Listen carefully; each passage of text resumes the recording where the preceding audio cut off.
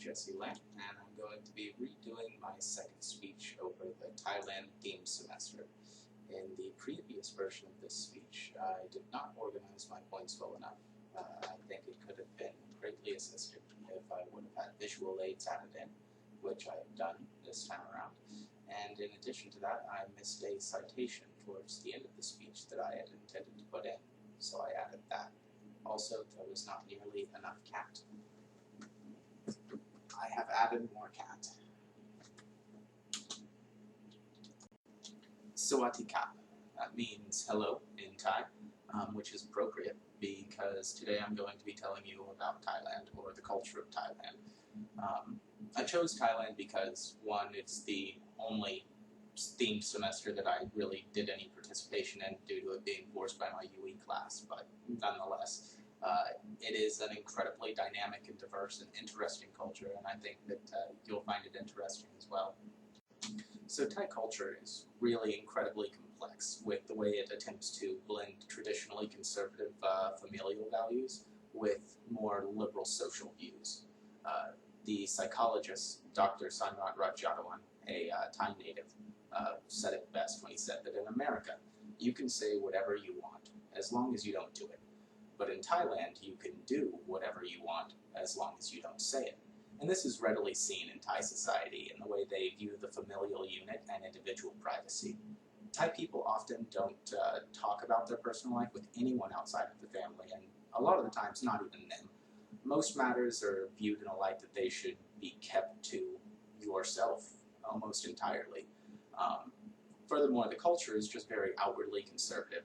Men take on a role of head of household, just like in most traditionally patriarchal societies, and women are usually viewed as being more submissive to their husband.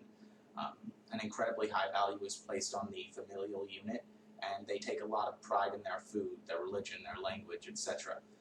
And this pride can cause a lot of issues for Thai culture when they're trying to integrate, because they attempt to maintain the same cultural identity as Thai people, and they do this while attempting to assimilate into a culture that has very few of the markers of their initial society. An anecdote to kind of shed some light on this idea is that I once managed to piss off an entire Thai family because I was dating their daughter, and whenever I was introduced to her parents, I had never bowed or spoken Thai to them.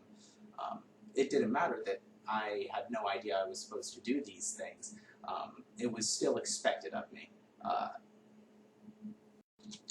This type of pride in their own culture is really exemplified in the book Talk Thai by Irasak Rongrong.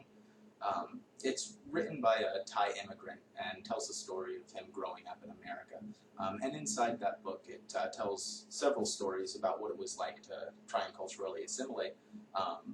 And in one place, he was scolded for using English inside of the house, where it was expected that he maintain his Thai identity, as well as being reprimanded for his lack of adherence to Buddhist ideals.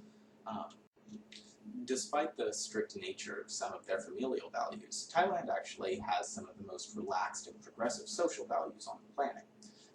Their drug laws focus on things like compulsory treatment instead of locking people away in cages for 10 plus years. Prostitution is all but legal, and homosexuality is readily acceptable.